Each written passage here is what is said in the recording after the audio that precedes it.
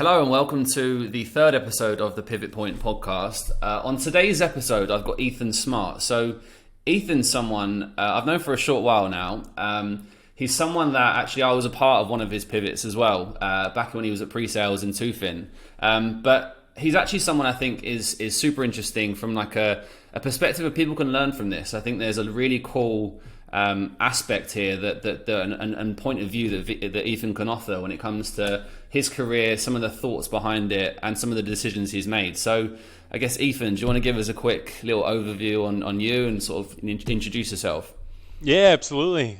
So Brad, it's great. And as you said, right, there's 3 pivot points. And of course, you're a key part of one of those in the transitions, and we'll get into that. So my story is pretty simple. I started knowing that I wanted to be in cybersecurity all the way back when I was actually pretty early in 16. I figured out in high school how to mock a Facebook login page, changed all the computer lab logins to a fake Facebook, got all my classmates' login information, and I was like, yeah, this is pretty interesting. Of course, I got in trouble for doing that, but yeah, so I eventually got into IT operations. Was really fortunate to have some key characters in my life kind of pick me up into the more legitimate cybersecurity role, starting at McDonald's, went to the vendor side, and then ultimately started my own company, which is appNovi. So we're solving asset and application management for the enterprise and doing that from a cybersecurity perspective. There's always some little story right at the start of like someone's career in security where they always have like a little bit of a twisted way about getting into it. It's quite funny. Absolutely. It's quite funny. Yep.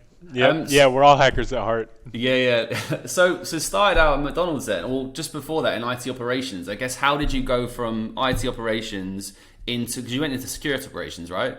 Absolutely, yeah. So when I was working in IT operations, I was kind of floating around doing some help desk stuff. Made it to IT operations. Moved away from home to Chicago. I was real stubborn, wanted to figure life out. I was like couch floating in my buddies' dorm rooms and my other buddies' houses, and eventually landed. But yeah, I was just doing IT operations. It was night shift. It was 7 p.m. to 7 a.m., 4 days a week, and I was learning a lot though, and so it was good. It was an MSP, and I actually advise a lot of people getting in the career when they're starting to try out an MSP or an MSSP. Because it accelerates, you get to touch a lot of technologies instead of just one company's. You get to touch 4 or 5, or if you're at a bigger one, even more.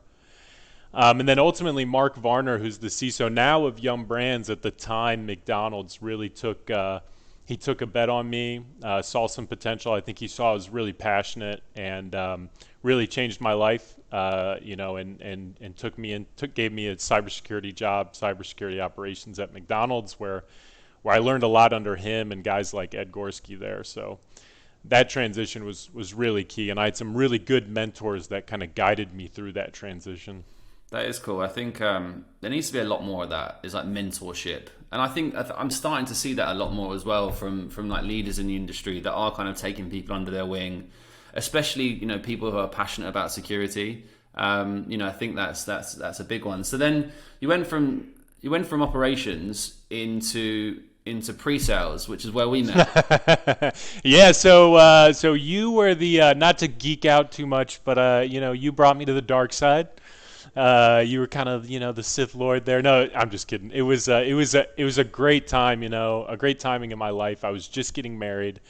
I was on this path where eventually I wanted to be a CISO.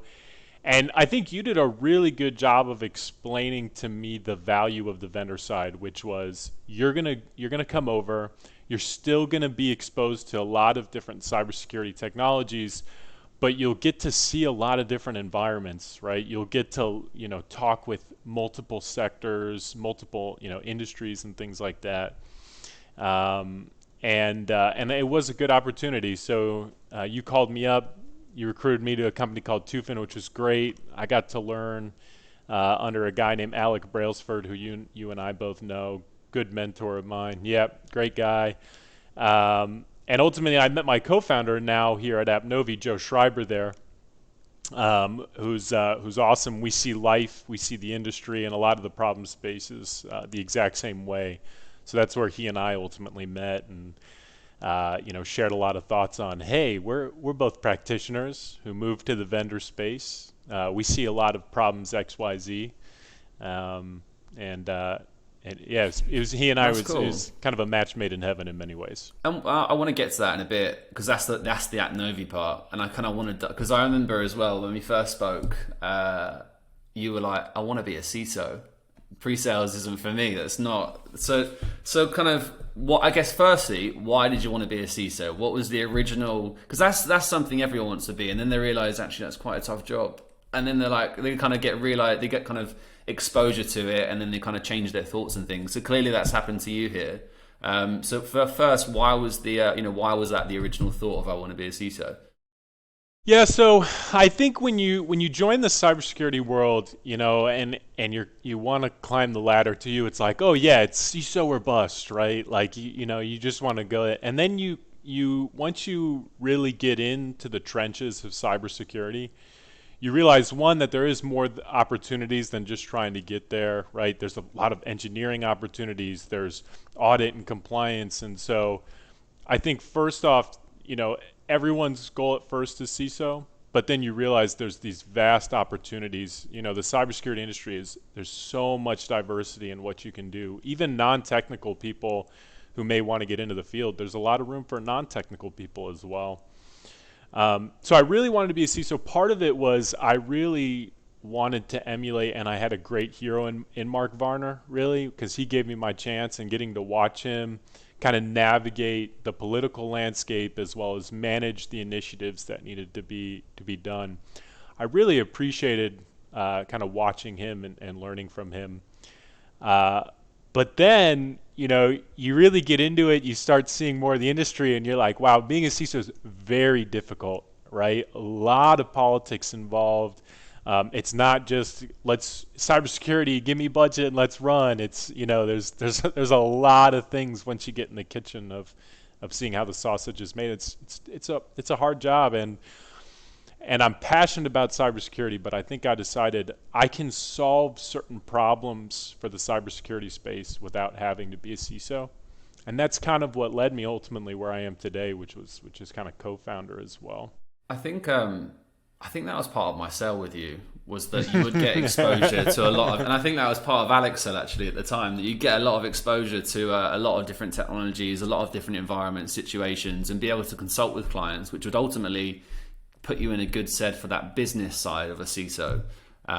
Solving solutions and actually not just kind of being internal at one company and actually kind of going, this is your problem. Let's try and find a problem, or let's try to find a solution to fix it, which is cool. Yeah. Yeah. And as another lesson, yeah, like you really helped teach me that, and you were kind of the initial, I guess, combustion of me moving that way.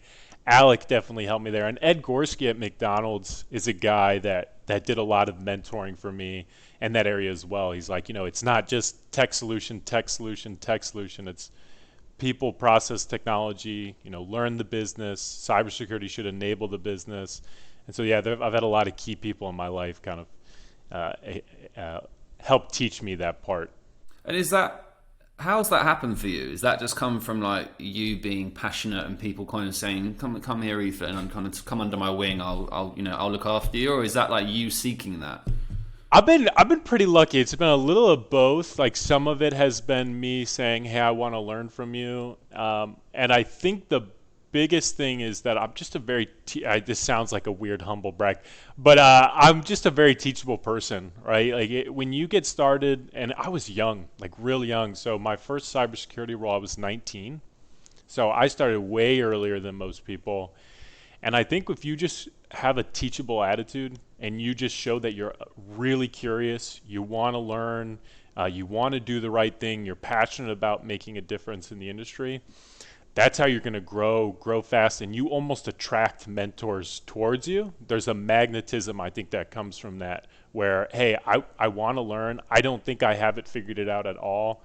And so, a lot of, women and men in the industry, they want to mentor people like that, because a lot of people, and not to sound too altruistic, but a lot of people in the cybersecurity industry, we're in it because we really want to make a significant impact on the world and on business. We want to protect people, we want to protect businesses, and I think that there's a natural pay it forward attitude in the industry. There is a big moral obligation, isn't there?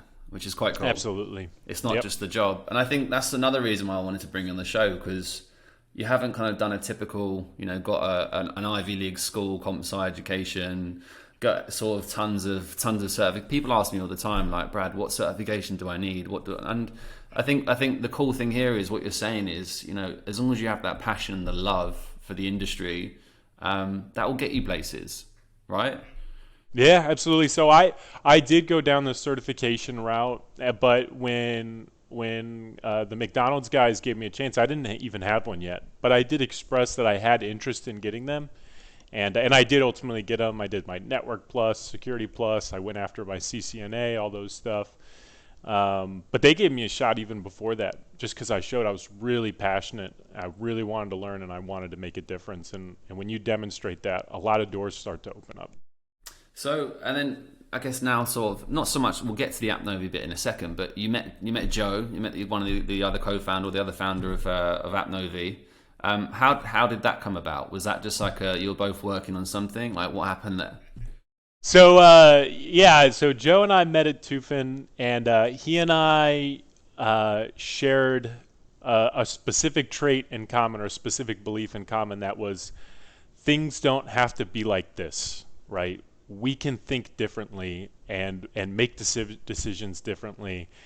And when you get two people who have been thinking like that, who both want to learn but have had experience and want to do things in a different way, there was kind of almost an electricness to it, right? Whereas, like, man, I'm thinking about this problem space, and he's like, I'm thinking about that too. Are you thinking about this? I'm like, yeah, I am thinking about that. And we could solve it this way. And so he and I are both just obsessed with problem solving. We talk about that a lot. And so we met at Tufin, and we started with, the firewall problem. So the way we kind of got to where we are today, and the way we kind of met was, okay, we're at Tufin. There's this firewall problem, right? Where application teams don't understand, and network security teams don't understand what flows are needed for applications, right? And I don't want to get too technical, but they don't know what flows they need in order for the firewall connectivity to not break it. And so we were like, oh wow, we're trying to solve this. We went to vArmor to try to solve that specific problem.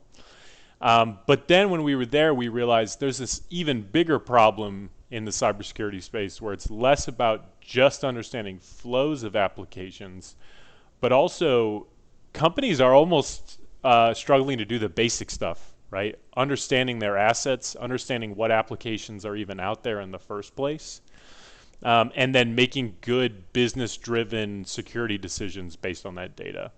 So Joe and I were like, we've seen this. I've seen this since McDonald's and before.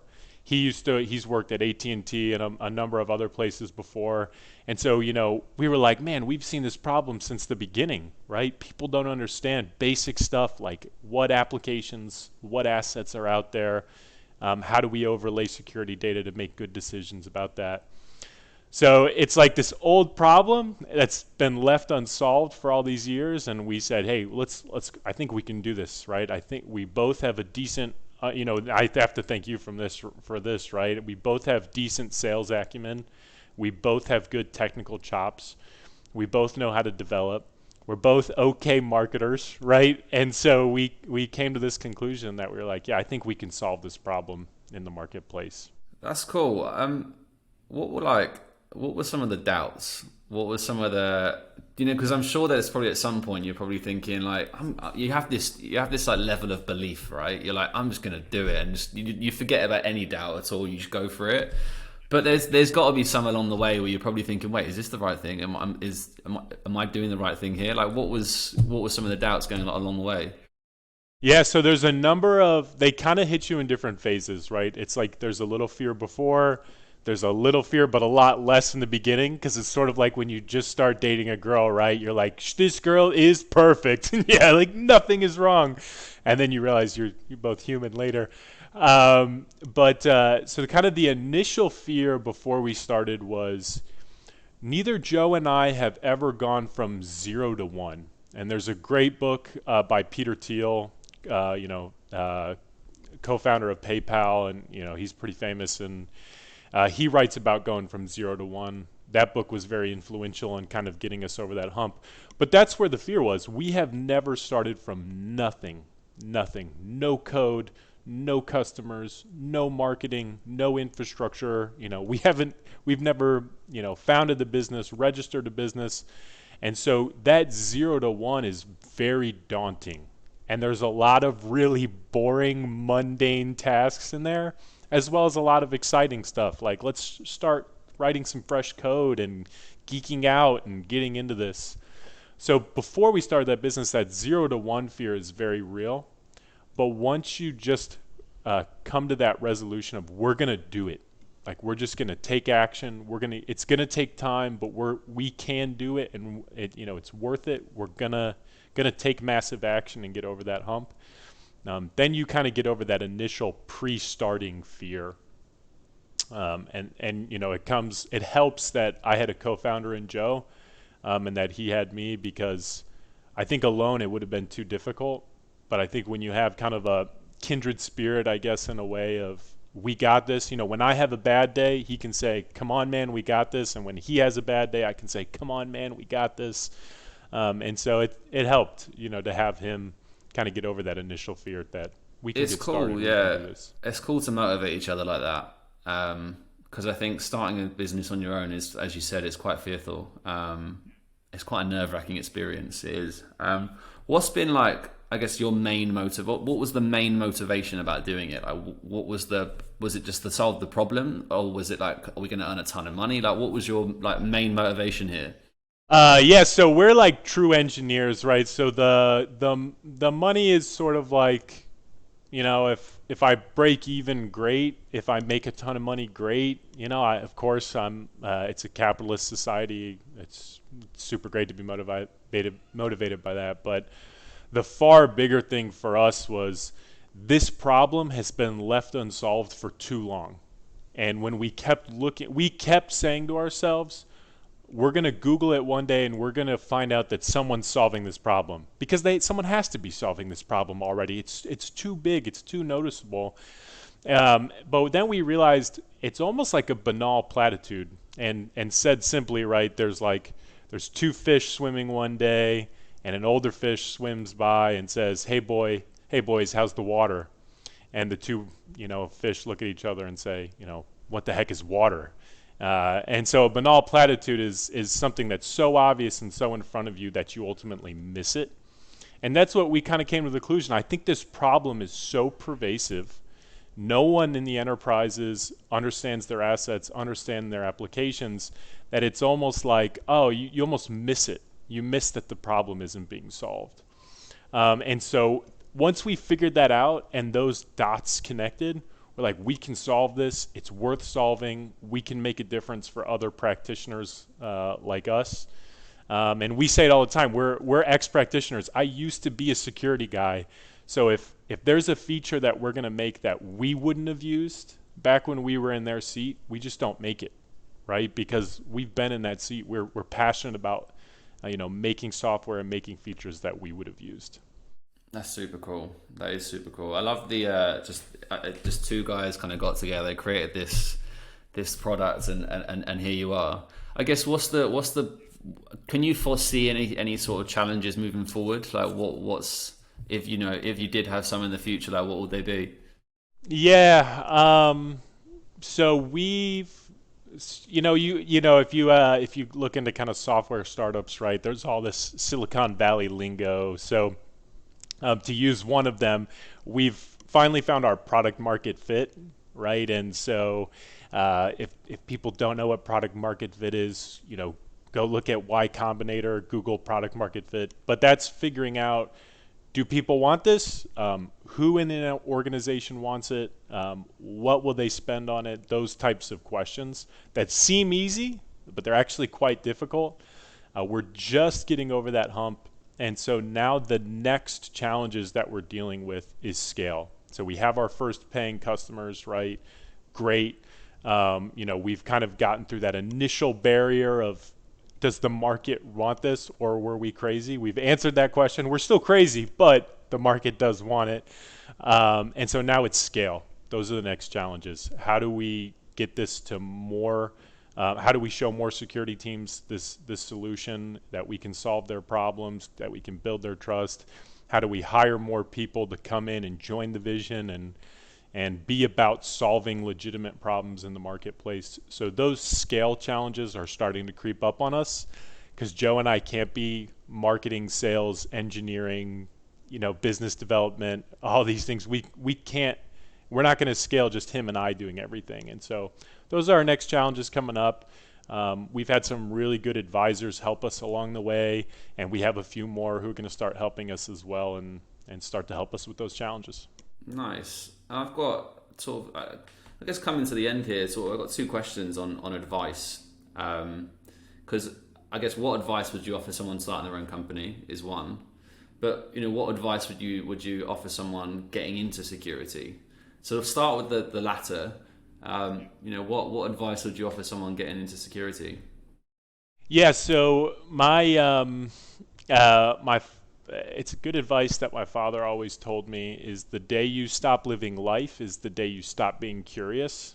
And so whether it's in life or just in the cybersecurity industry in general, be massively curious. Like, want to break things, want to get your hands on things. Like, if it's reading books, if it's YouTubing, right, just be massively curious. Try to get your hands on as many things, try to touch things, break things, ask a lot of questions, ask mentors what their journey was like. I probably drove my boss at McDonald's, Ed Gorski, crazy, because I think I was like a 3-year-old. I kept asking the same question over and over again. I was like, how did you get here again? And what did you learn at this point? And what was it like when you were my age or just getting started? So just be massively curious and then take action, right? Because it's one thing to be curious and then go and, not actually pursue it, but be curious. So interesting you say that. It really is, because in the last podcast with Jason Geffner, he said the exact same thing. He said to be curious, yeah, and that's sort of where he started out as well. He was like, I was just wanting to know stuff, and I wanted to understand, and I didn't understand, so I asked questions. And it's you're saying the same thing without even sort of telling you this, which is cool. That's super cool. What about getting into a company? Like, what advice would you to offer someone to start their own business that has this idea? What advice would you offer someone there? I could write a book, I think, at this point of because you just are learning constantly, and you're learning by failing. And so if I had to give maybe one or two things, I would say on the front end, take your time. That sounds like almost like like counter to what other people say, but do your research before you take the dive. Like, Joe and I were ex-practitioners, and so we had seen the problem for years and years and years, right? And so we kind of had validation from ourselves. But then we quit vArmor, and we were like, okay, what do we want to do? And we did spent a lot of time figuring out, like, are there competitors in the space? Is anyone else doing this or that? And we had a few ideas where we realized someone is doing that, and they're doing it really well. And so we're like, we're not going to do that. And so we ultimately pivoted to where we wanted to go. So make sure you do your homework. Like, be super queued up. You don't have to know everything, but be queued up before you make the jump. Like, make a calculated decision. And then on the flip side of that, almost the opposite, is don't do paralysis by analysis. Because if you do analyze till every T is crossed and every I is dotted, and you try to overbuild infrastructure beforehand, like I was advising a guy who's trying to start a business, and he's like, I got to make sure I have an HR system and I have automation and all this stuff. And it's like, no, just get started. When you need that stuff, you'll figure it out, I promise you. So just take the jump. If you've done enough homework, just do it. Don't try to automate everything before you get started. Like, go do not so scalable stuff, like, first, and as you do not so scalable stuff, then you can start to automate, and you'll just grow naturally, and you'll take those actions, and it'll work out. I can so relate to that as well, because even this podcast, starting it, I was like, it's the first one wasn't quite perfect. It was even like I was using Zoom, I was using a different software, and I was like, I did a lot of reading, and I was just do it, just get it out there, get it out into the universe, and if you're gonna fail, you fail, but you learn from the failures, which is I think a great way to sort of end the podcast. And you iterate, you just keep getting better. Exactly. Well, look, appreciate this, man. This has been great. I think we've got some really cool information here, and some insight into you, because you haven't, like I said, you haven't gone a conventional way, which I think is, people look at them, I haven't got a degree or whatever, and they're like, you know, they don't go they don't just go for their dreams, which is ultimately sort of getting into security. So love it, love the passion. Obviously wish you all the best with appNovi. Thank you, man. That sounds like a super cool venture.